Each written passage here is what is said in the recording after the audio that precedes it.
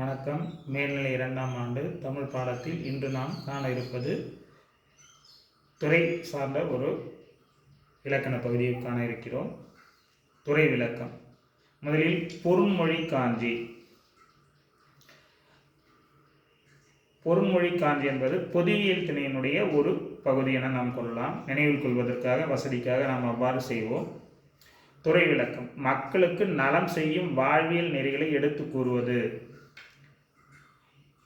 சான்று உண்டால் அம்மா இவ்வுலகம் என தொடங்கும் புறநானூறு பாடல். கடலுள் மாய்ந்த இளம் பெருவெளி.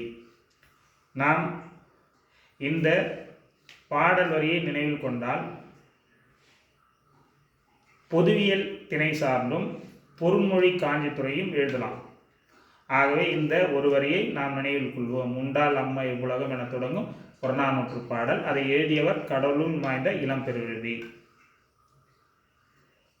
எவ்வாறு துறைக்கு பொருத்தமாக இருந்தால், தமக்காக உழைக்காமல் பிறருக்காக உழைப்பவர்கள் இருப்பதால் தான் இவ்வுலகம் இன்றும் இயங்கிக் கொண்டிருக்கிறது என்று மக்களுக்கு நலம் செய்யும் வாழ்வியல் நெறிமுறைகளை, பொதுவியல் திணைக்கும் இதே கருத்து தான் வரும். மக்களுக்கு நலம் செய்யும் வாழ்வியல் நெறிமுறையில் உள்ளதால் இது பொருண்மொழி காஞ்சி துறையாயிற்று. பொருண்மொழி காஞ்சியும் பொதுவியல் திணையும் நாம் ஒப்பிட்டு படிக்கும் பொழுது நினைவில் கொள்வதற்கு சுலபமாக இருக்கும். ஆகவே நாம் இரண்டையும் நன்கு படிப்போம். நன்றி, வணக்கம், வாழ்க வளமுடன்.